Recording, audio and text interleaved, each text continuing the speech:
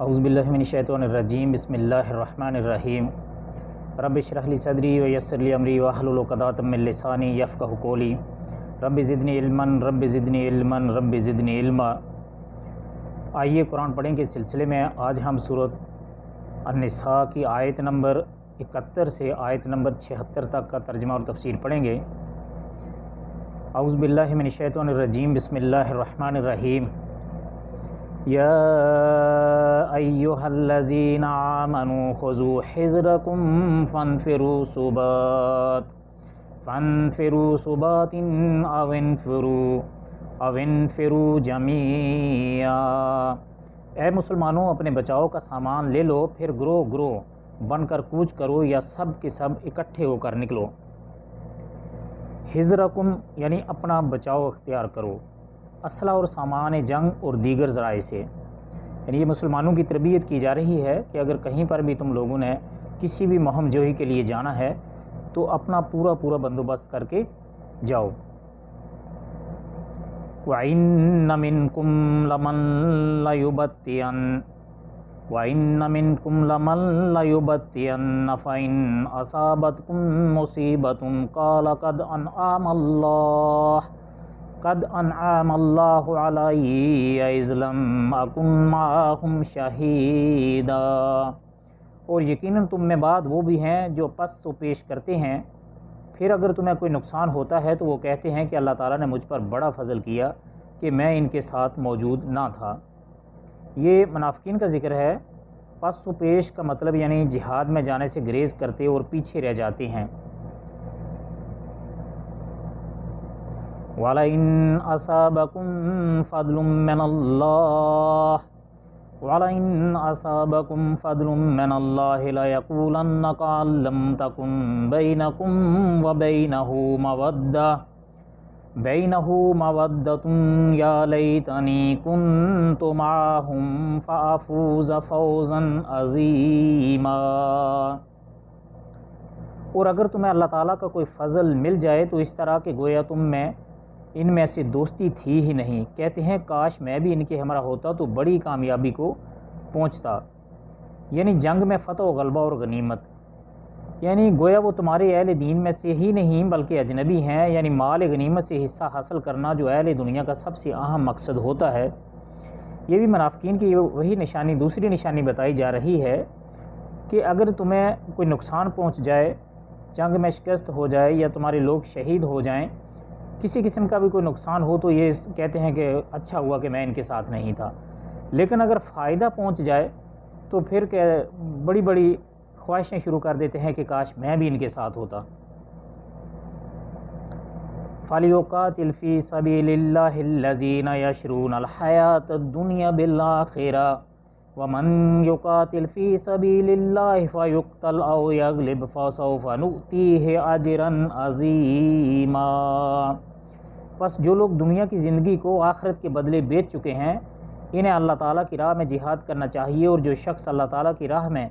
جہاد کرتے ہوئے شہادت پالے یا غالب آ جائے، یقیناً ہم اسے بہت بڑا ثواب عنایت فرمائیں گے۔ شرا یشرا کے معنی بیچنے کے بھی آتے ہیں اور خریدنے کے بھی۔ متن میں پہلا ترجمہ اختیار کیا گیا ہے، اس اعتبار سے فَلْيُقَاتِلْ کا فاعل الَّذِينَ يَشْرُونَ الْحَيَاةَ الدُّنْيَا اگر اس کے معنی خریدنے کے کیے جائیں تو اس صورت میں الَّذِينَ مفعول بنے گا، اور فَلْيُقَاتِلْ کا فاعل المومن النافر راہ جہاد میں کوچ کرنے والے مومن مخذوب ہوگا۔ مومن ان لوگوں سے لڑیں جنہوں نے آخرت بیچ کر دنیا خرید لی، یعنی جنہوں نے دنیا کے تھوڑے سے مال کی خاطر اپنے دین کو فروخت کر دیا ہے۔ مراد منافقین اور کافرین، اس سے مراد منافقین اور کافرین ہوں گے۔ ابن کثیر رحمۃ اللہ علیہ نے یہی مفہوم بیان کیا ہے۔ وَمَا لَكُمْ لَا تُقَاتِلُوا فِي سَبِيلِ اللَّهِ وَالْمُسْتَضْعَفِينَ مِنَ الرِّجَالِ وَالنِّسَاءِ والولدان الذين يقولون ربنا أخرجنا من هذه القرية الظالم أهلها واجعل لنا من لدنك وليا واجعل لنا من لدنك نصيرا۔ بھلا کیا وجہ ہے کہ تم اللہ کی راہ میں اور ان ناتواں مردوں، عورتوں اور ننھے ننھے بچوں کے چھٹکارے کے لیے جہاد نہ کرو، جو یوں دعائیں مانگ رہے ہیں کہ اے ہمارے پروردگار، ان ظالموں کی بستی سے ہمیں نجات دے اور ہمارے لیے خاص اپنے پاس سے حمایتی مقرر کر دے اور ہمارے لیے خاص اپنے پاس سے مددگار بنا۔ ظالموں کی بستی سے مراد نزول کے اعتبار سے مکہ ہے۔ ہجرت کے بعد وہاں باقی رہ جانے والے مسلمان، خاص طور پر بوڑھے مرد، عورتیں اور بچے، کافروں کے ظلم و ستم سے تنگ آ کر اللہ کی بارگاہ میں مدد کی دعا کیا کرتے تھے، اور اللہ تعالیٰ نے مسلمانوں کو متنبہ فرمایا کہ تم ان مستضعفین یعنی ان محتاجوں کو کفار سے نجات دلانے کے لیے جہاد کیوں نہیں کرتے۔ اس آیت سے استدلال کرتے ہوئے علماء نے کہا، جس علاقے میں بھی مسلمان اس طرح ظلم و ستم کا شکار اور نرغہ کفار میں گرے ہوئے ہوں تو دوسرے مسلمانوں پر یہ فرض عائد ہوتا ہے کہ ان کافروں سے ظلم و ستم سے بچانے کے لیے جہاد کریں۔ یہ جہاد دوسری قسم کا ہے، یعنی دین کی نشر و اشاعت اور کلمت اللہ کے غلبے کے لیے لڑنا، جس کا ذکر اس سے پہلی آیت میں اور ما بعد کی آیت میں آئے گا۔ لیکن افسوس کی بات یہ ہے کہ آج مسلمان ہر ملک میں اللہ سبحانہ تعالیٰ کے ان صریح احکامات کو چھوڑ کر ہم مسلمان دنیا کے پیچھے پڑے ہوئے ہیں اور دنیا کمانے پہ لگے ہوئے ہیں۔ جیسے کہ پچھلی آیت میں جو منافقین کی نشانی بتائی گئی ہے کہ اگر مسلمانوں کو نقصان پہنچے تو کہتے ہیں کہ اچھا ہوا کہ ہم ان لوگوں کے ساتھ نہیں، اور اگر مسلمانوں کو فائدہ پہنچے تو پھر بڑی بڑی خواہشیں کرنے لگتے ہیں کہ کاش ہم بھی ان کے ساتھ ہوں، یا پھر خود کو بڑھا چڑھا کر پیش کرنے لگ جاتے ہیں کہ ہم تو پہلے سے ہی ساتھ میں تھے، ایسا تھا، ویسی الٹی چیزیں دلیلیں جو ہیں وہ دینا شروع کر دیتے ہیں۔ تو آج بھی مسلمان بالخصوص کشمیر، فلسطین، عراق اور دیگر جو علاقے ہیں مثال کی طرف افغانستان وغیرہ، جہاں جہاں بھی مسلمانوں کو، ہندوستان ہے، آج تو ہر ملک میں تقریباً مسلمان مظلوم ہیں، لیکن بالخصوص فلسطین، کشمیر، افغانستان وغیرہ تو بالخصوص کفار کے مظالم کا شکار ہیں، اور دنیا کے بدترین کفار جو ہیں ان پر مسلط ہیں، اور وہ یہ رو کر دعائیں مانگ رہے ہیں اللہ سبحانہ تعالیٰ سے کہ اللہ تعالیٰ ہمیں بالکل اس آیت کے مطابق کہ اللہ تعالیٰ ہمیں اس بستی سے نکالیا، ہمارے لیے کوئی مددگار مقرر فرما۔ لیکن افسوس کی بات یہ ہے کہ مسلمانوں کے کانوں پر جوں تک نہیں رینگ رہی، اور مظلوم جو مسلمان ہیں ان کی خبر گیری نہ کرنے کی وجہ سے، ان کی مدد نہ کرنے کی وجہ سے ایک کے بعد ایک دیگر مسلمان ملک جو ہے وہ کافر تباہ و برباد کرتے جا رہے ہیں، اور مزید تباہیاں اور بربادیاں آ رہی ہیں۔ اور مسلمانوں کا ایک مسئلہ یہ بھی ہے کہ مسلمان آپس میں ایک دوسرے کے بائی بھی نہیں رہے، اور یہ کفار سے ڈر کر ایک دوسرے سے رنجشیں اور دشمنیاں رکھتے ہیں، جس کا مسلمانوں کو بہت زیادہ نقصان ہو رہا ہے، اور کفار اس سے فائدہ اٹھا رہے ہیں۔ اللہ تعالیٰ مسلمانوں کو سمجھنے اور قرآن کے احکامات پر عمل کرنے کی توفیق عطا فرمائے۔ اللہ تعالیٰ سب مسلمانوں کی حفاظت فرمائے۔ الذین آمنوا یقاتلون فی سبیل اللہ والذین کفروا یقاتلون فی سبیل الطاغوت فقاتلوا اولیاء الشیطان ان کید الشیطان کان ضعیفا۔ جو لوگ ایمان لائے ہیں وہ تو اللہ تعالیٰ کی راہ میں جہاد کرتے ہیں، اور جن لوگوں نے کفر کیا وہ اللہ تعالیٰ کے سوا اوروں کی راہ میں لڑتے ہیں، یعنی شیطانوں کی راہ میں لڑتے ہیں۔ پس تم شیطان کے دوستوں سے جنگ کرو، یقین مانو کہ شیطان حیلہ بالکل بودا، اور یعنی شیطان کے جو بہکاوے ہیں،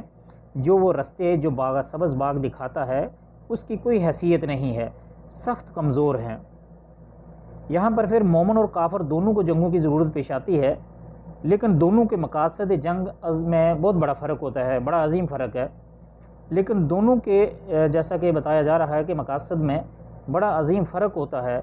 کیونکہ مومن اللہ کے لیے لڑتا ہے، اللہ کے دین کی سربلندی کے لیے لڑتا ہے، وہ محض دنیا کے لیے نہیں لڑتا، دنیا بنانے کے لیے نہیں لڑتا، بلکہ اس کا مقصد اور اس کا مقصود جو ہے وہ آخرت ہوتی ہے، اور اللہ کا دین ہوتا ہے کہ اللہ کا دین پوری دنیا پر غالب آ جائے، چاہے اس کی اس رستے میں جان ہی کیوں نہ چلی جائے۔ تو یہ محض طلب دنیا یا ہوس ملک گیری کی خاطر نہیں لڑتا، جبکہ کافر کا مقصد یہی دنیا اور اس کے مفادات ہوتے ہیں، کیونکہ کفار کا مقصد دنیا پر قبضے کرنا اور دنیا کے مفادات بنانا ہے، کیونکہ آخرت میں کفار کا کوئی حصہ تو ہے نہیں، لہٰذا وہ جو بھی جنگیں کرتے ہیں یا لڑتے ہیں، کیونکہ شیطان ان کو یہی دکھاتا ہے کہ تم لوگ حق پر ہو، اور یہی حق دکھا کر ان کو لڑنے پر مجبور کرتا ہے۔ آپ نے دیکھا ہوگا کہ یہاں کہیں بھی کفار مارے جاتے ہیں، جیسا کہ یہ شہادت کا جو فلسفہ ہے، یہ بہت بڑا عظیم فلسفہ ہے، اپنے اندر انتہائی قسم کی راحت لیے ہوئے ہے اور انتہائی قسم کا سکون اور مطمئنیت جو ہے تطمئن القلوب جسے کہتے ہیں دل کا اطمینان، کہ کسی بھی بندے کا اگر کوئی رشتہ دار یا کوئی بھائی فوت ہو جائے تو اگر کہا جائے کہ وہ شہید ہوا ہے، شہادت ہے، تو وہ تقریباً اس کا دل جو ہے وہ مطمئن ہو جاتا ہے کہ چلو میرا بھائی شہید ہوا یا میرا کوئی فلاں رشتہ دار شہید ہوا ہے تو یہ جنت میں جائے گا۔ اور دیکھیں اسی شہادت کے فلسفے کو لے کر کفار بھی اپنے مرداروں کو شہید ہی کہتے ہیں، جیسا کہ ہندوستان میں جتنے بھی کشمیر میں کافر مارے جاتے ہیں مجاہدین کے مقابلے میں، وہ بھی اپنے مرداروں کو، اپنے فوجیوں کو شہید ہی کہتے ہیں، قتل ہونے والوں کو۔ اور اسی طرح دوسرے ممالک بھی جو ہیں جو مسلمانوں کے خلاف برسر پیکار ہیں، اپنے مارے جانے والوں کو شہادت کا ہی درجہ دیتے ہیں، حالانکہ وہ شیطان کے رستے پر ہیں، لیکن کیا ہے وہ جانتے نہیں ہیں۔ مومنوں کو ترغیب اور اس کے بعد یہاں پر مومنوں کو یہ بھی ترغیب دی جا رہی ہے کہ طاغوتی مقاصد کے لیے ہیلے اور مکر جو شیطان کرتا ہے وہ انتہائی کمزور ہوتے ہیں۔ ان کے ظاہری اسباب کی فراوانی و کثرت تعداد سے، یعنی کثرت اسلحہ یا جو کچھ ان کے پاس ہے ظاہری طور پر، اس سے نہیں ڈرنا چاہیے۔ تمہاری ایمانی قوت اور عزم جہاد کے مقابلے میں شیطان کے یہ ہیلے نہیں ٹھہر سکتے، کیونکہ شیطان جو بھی ہیلے کرتا ہے، جو شیطان کی جو طاقتیں ہیں، یہ بظاہر تو اللہ تعالیٰ نے ان کو دنیا دے رکھی ہے اور ان کے پاس بہت کچھ ہوتا ہے، ان کو بڑھا چڑھا کر وہ آتے ہیں۔ تو یہی تو اصل مسلمان مومن کا امتحان ہوتا ہے کہ کیا مسلمان ان کے روب و دبدبے اور ان کے اسلحے اور ان کی تعداد اور ان کے جتنے بھی ان کی جماعتیں ہیں جو ان کے اکٹھ ہے، کیا اس سے ڈر جاتا ہے یا ان کے سامنے کھڑا ہو جاتا ہے؟ لیکن اگر مسلمان کھڑے ہو جائیں تو پھر اللہ تعالیٰ کی مدد و نصرت، جیسے کہ بدر میں اور صحابہ کرام کے ساتھ فرشتے اترا کرتے تھے جو اللہ سبحانہ تعالیٰ کا وعدہ ہے، تو پھر اترتی ہے۔ اور اس کے مظاہر جو ہیں آپ نے حالیہ افغانستان میں دیکھے ہیں، جب 32 ممالک تقریباً 48 ممالک اپنے لاؤ لشکر لے کر سارے افغانستان پر چڑھ دوڑے تھے، اور وہ صرف نہتے مسلمان تھے جن کے ایک پاؤں میں ایک جوتی اور ایک پاؤں میں دوسری جوتی، اور کسی کے ایک پاؤں میں جوتی ہے تو دوسری میں نہیں ہے، کسی کے پاس پہننے کے لیے ایک جوڑے کے علاوہ دوسرا جوڑا کپڑے بھی نہیں ہیں، لیکن اللہ کے لیے وہ کھڑے ہو گئے، اللہ کے دین کے لیے کھڑے ہو گئے، تو اللہ سبحانہ تعالیٰ نے ان کو فتح و نصرت دی، اور آج ذلیل کفار جو ہیں وہ رسوا ہو کر وہاں سے نکل رہے ہیں۔ لیکن یہ سب تبھی ممکن ہوتا ہے جب اللہ پر بندے کا ایمان مضبوط ہو اور انسان جو ہے وہ اللہ کے لیے، مسلمان اللہ کے دین کے سربلندی کے لیے توکل اللہ کرتے ہوئے کھڑا ہو جائے۔ اللہ تعالیٰ سے دعا ہے کہ اللہ تعالیٰ سب مسلمانوں کو قرآن پاک کو صحیح سمجھ کر پڑھنے، اس پر عمل کرنے کی توفیق عطا فرمائے۔ اللہ تعالیٰ سب کی حفاظت فرمائے۔ اللہ تعالیٰ جتنے بھی مظلوم مسلمان ہیں، یہاں بھی ہیں، کشمیر میں ہیں، فلسطین میں ہیں، یا کہیں بھی مسلمان مظلوم ہیں، اللہ تعالیٰ ان سب کی آزادیوں کے اسباب پیدا فرمائے۔ آپ سب کے قیمتی وقت کا بہت شکریہ۔ امید ہے آپ کو ویڈیو پسند آئی ہوگی۔ اگر ویڈیو اچھی لگے تو لائک، شیئر اور کمنٹ ضرور کیجیے گا، اور آپ سے گزارش ہے کہ اگر آپ پہلی بار اس چینل پر تشریف لائے ہیں تو چینل کو سبسکرائب کر لیجئے اور گھنٹی کے بٹن کو دبا کر آل پر ضرور کلک کر لیجئے گا تاکہ ہر آنے والی ویڈیو اب تک بر وقت پہنچتی رہے۔ السلام علیکم ورحمۃ اللہ وبرکاتہ۔